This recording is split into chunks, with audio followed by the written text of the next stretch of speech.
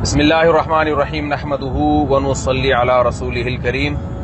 آپ حضرات کو معلوم ہے کہ غزہ میں اس وقت جو حالات چل رہے ہیں، جو اسرائیل کی طرف سے ظلم اور بربریت کا بازار وہاں گرم ہے، وہ کسی بھی شخص سے مخفی نہیں ہے۔ ساری دنیا جانتی ہے ان کے حالات کو۔ میری طرف سے بیان میں تاخیر اس وجہ سے ہو رہی ہے اس بارے میں بات کرنے میں۔ ایک تو سفر کی وجہ سے میں کئی دنوں سے تقریباً 1.5 ہفتے سے زیادہ ہو گیا مسلسل سفر میں ہوں۔ ابھی بھی میں مسقط میں ہوں۔ ہمارے عمانی بھائیوں نے مجھے یہ اپنی پگڑی بھی پہنا دی ہے، تو اسی پگڑی کو پہن کے میں آپ سے اس وقت مخاطب ہوں۔ اور دوسری تاخیر کی جو وجہ ہوئی ہے ایک سفر، اور دوسری وجہ یہ کہ میں یہ دیکھنا چاہ رہا تھا کہ ہم ان فلسطینی مسلمانوں کے لیے جو غزہ میں اس وقت ظلم اور بربریت کا شکار ہیں، وہاں ہم ان کی مدد کیسے کر سکتے ہیں۔ تو آج الحمدللہ کچھ ذرائع مجھے پتہ چلے، تو میں نے کہا کہ میں پھر تاکہ جب میں کوئی اس بارے میں بات کروں تو ان کی مدد ہم کیسے کر سکتے ہیں، ان تک ہم امداد کیسے پہنچا سکتے ہیں، تاکہ تھوڑا سا اس بارے میں گائیڈ کر سکوں۔ تو یہ وجہ بنی ہے میری ایک ریکارڈنگ میں تاخیر کی۔ دیکھیے، دو چیزیں ہیں جس میں ہمیں اپنے کانسیپٹ کو کلیئر کرنا بہت ضروری ہے۔ پہلی بات تو یہ کہ ہم تھوڑا سا ہسٹری کی طرف جاتے ہیں تاکہ آپ کو پتہ چلے کہ اس پوری جنگ میں اسرائیل ظالم ہے، فلسطینی مظلوم ہے۔ کیونکہ ریسنٹلی جو واقعہ ہوا جس میں فلسطینیوں کی طرف سے ایک تنظیم کی طرف سے ایک حملہ ہوتا ہے اسرائیل پر، جس میں بہت ساری عورتیں، بچے، ان کے دعویٰ کیا جاتا ہے کہ وہ ہلاک ہوئے، اور پھر پورا یورپ متحد ہو گیا، امریکہ متحد ہو گیا، احتجاج کرنے لگے۔ بات یہ ہے کہ ٹھیک ہے، ہم تو قطعاً اس کے قائل نہیں ہے کہ عورتوں اور بچوں کو نشانہ بنایا جائے لڑائی میں، جنگ میں، لیکن یہ سلسلہ شروع کہاں سے ہوا تھا؟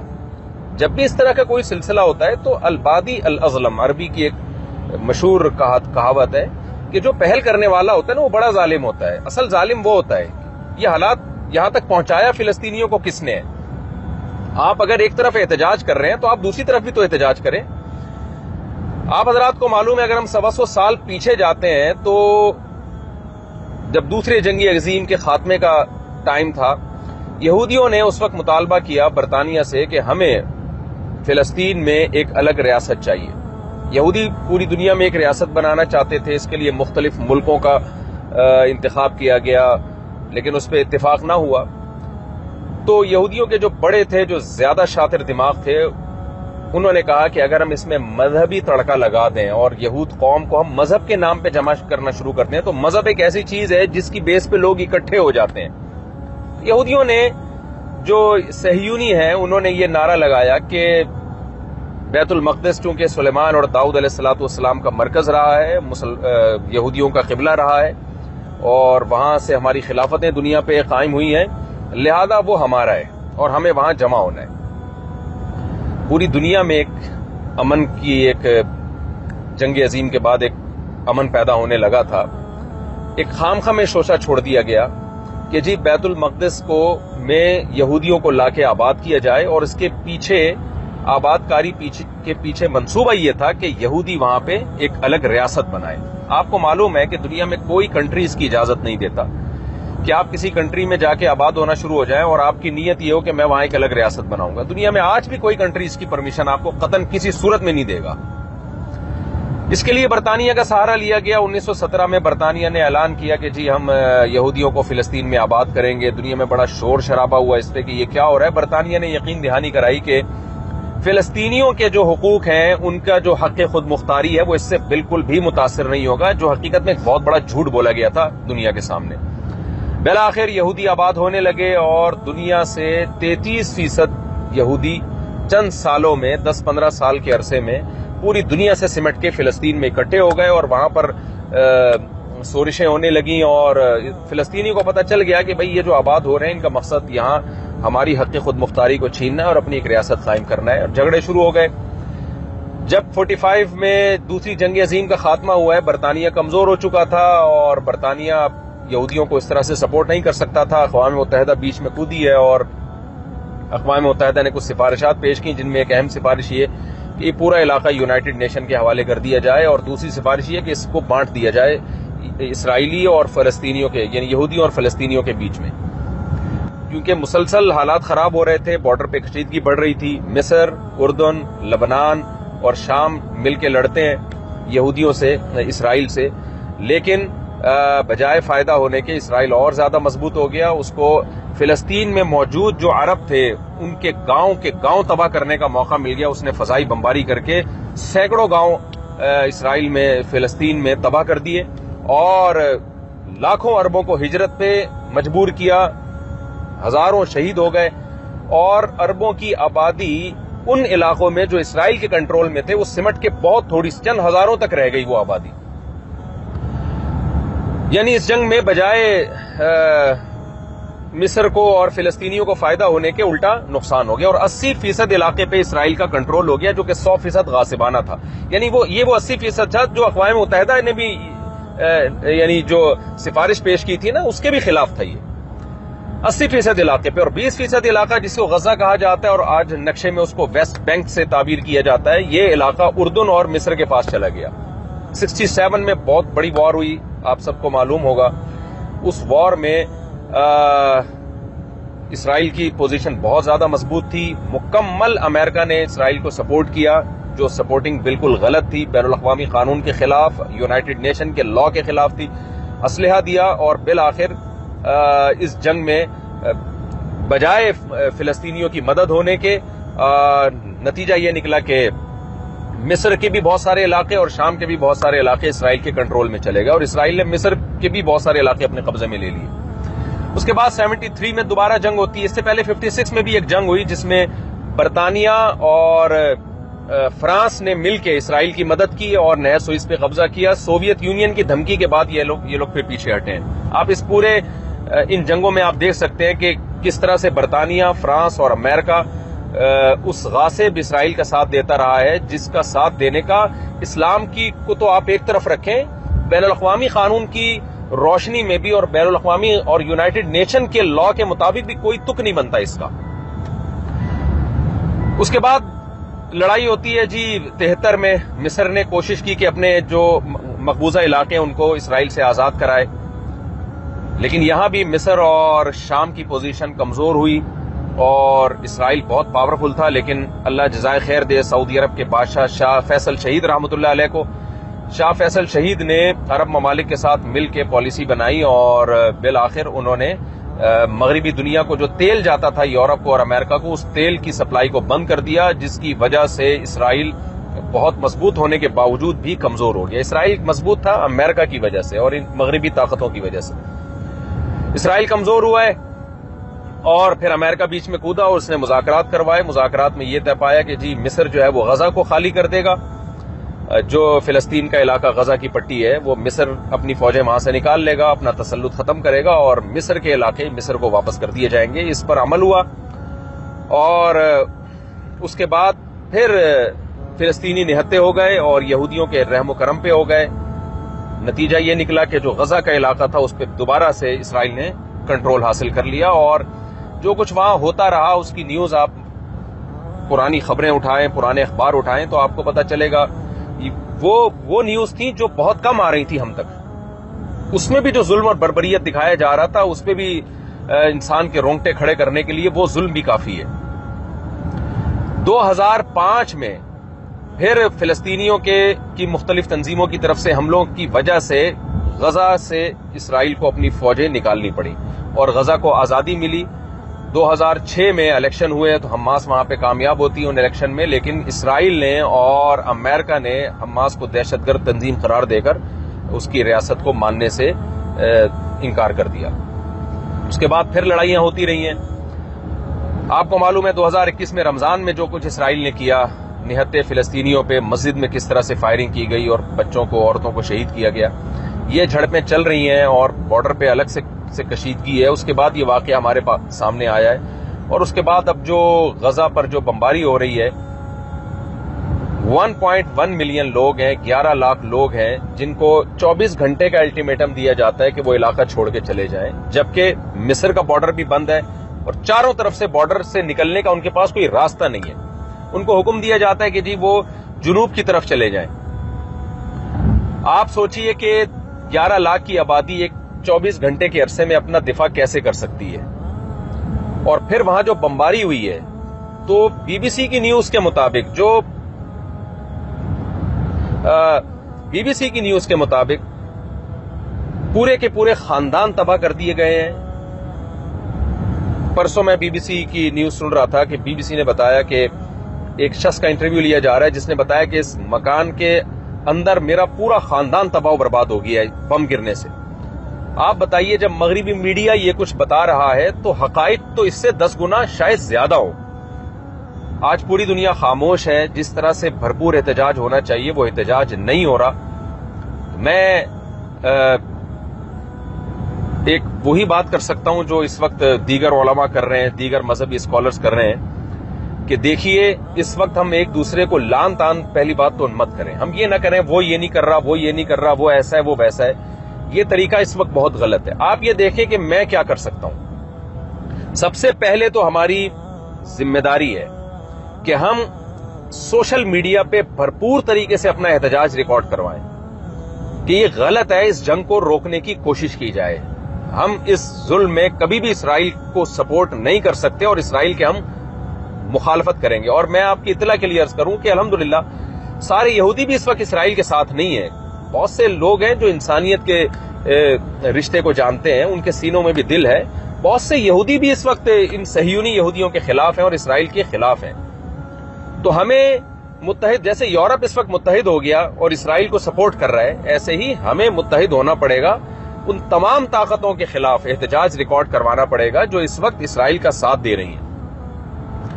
اور ہمیں دوسرے نمبر پہ اپنے حکمرانوں پہ دباؤ ڈالنا ہے, احتجاج کر کے, سوشل میڈیا پہ احتجاج ریکارڈ کروا کے کہ ہمارے حکمران اس وقت جتنی بھی فلسطینیوں کی مدد کر سکتے ہیں وہ کریں.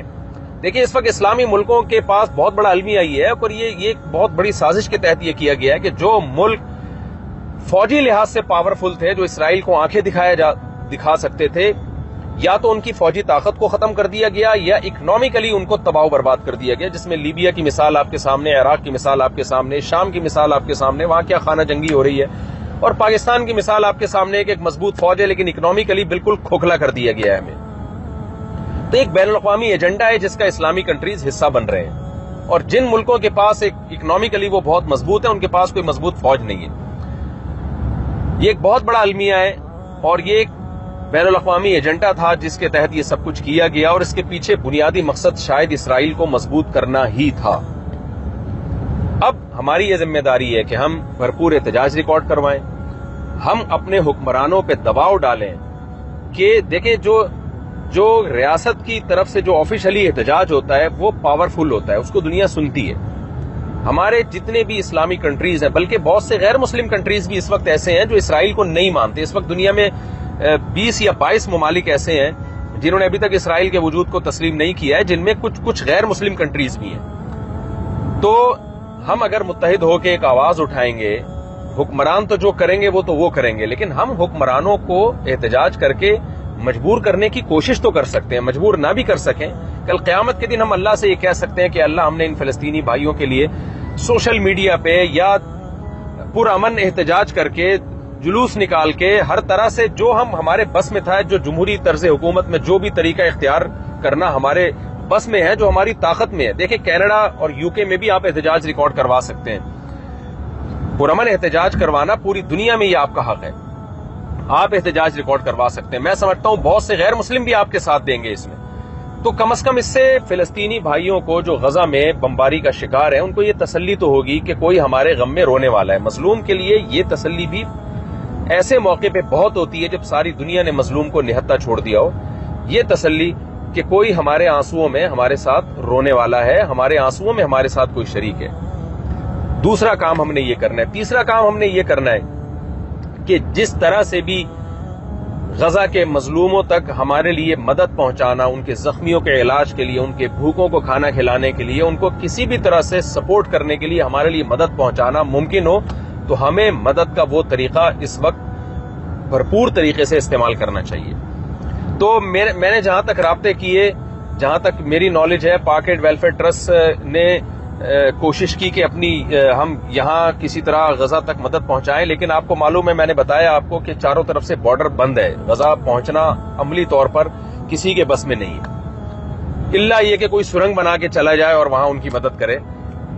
نارملی کسی شخص کے لیے یہ کام ممکن نہیں ہے. کچھ ٹرسٹ ایسے ہیں جو غزہ کے اندر ہی ہیں، جو ترکی کے ٹرسٹ ہیں، اور آپ جب پاک ایڈ ویلفیئر ٹرسٹ سے رابطہ کریں گے تو وہ ان ٹرسٹ کے بارے میں آپ کو بتائیں گے۔ رجسٹرڈ ٹرسٹ ہیں جو غزہ کے اندر موجود ہیں، تو الحمدللہ پاک ایڈ ویلفیئر ٹرسٹ جو ہمارے شاگرد چلا رہے ہیں ان کا رابطہ ہو گیا غزہ کے اندر موجود ان ٹرسٹ کے ساتھ۔ تو آپ پاک ایڈ ویلفیئر ٹرسٹ کے ذریعے پاکستان میں مدد کر سکتے ہیں، باہر سے بھی رقم بھیج سکتے ہیں۔ پاک ایڈ ویلفیئر ٹرسٹ امریکہ میں بھی رجسٹرڈ ہے، وہاں بھی رابطہ کیا جا سکتا ہے۔ تو پاک ایڈ ویلفیئر ٹرسٹ کے ذریعے آپ غزہ کے ان مظلوموں تک اپنی مدد پہنچا سکتے ہیں۔